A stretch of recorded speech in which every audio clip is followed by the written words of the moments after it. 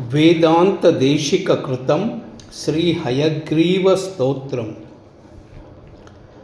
श्रीगणेशाय नमः। श्रीगुरुभ्यो नमः। श्रीमात्रे नमः।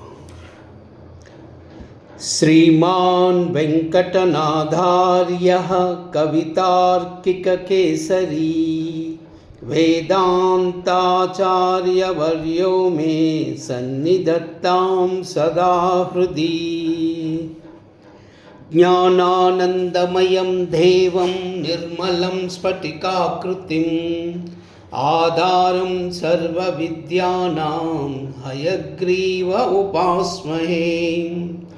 ज्ञानानन्दमयं देवं निर्मलं स्फटिकाकृतिम् आधारं सर्वविद्यानां हयग्रीव उपास्महे।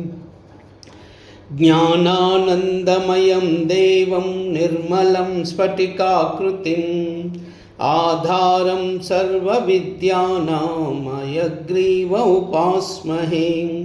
स्वतः सिद्धं शुद्धस्फटिकमणिभूभृत्पतिभटं सुधासद्रिभिर्द्युतिभिरवदात त्रिभुवनम् अनन्तैर्त्रैरन्तैरनुविहित एषा हलहलम् हताशेषावद्यं हयवदनमीडी महिमः समाहारसाम्नां प्रतिपदमृचां दामयजुषां लयः प्रत्यूहानां लहरिविततिर्बोधजलदे कदा दर्पक्षुभ्यत्कतककुलकोलाहलभवं हरन्त्वन्तर्ध्यान्तं हयवदन एषा हलहलम्।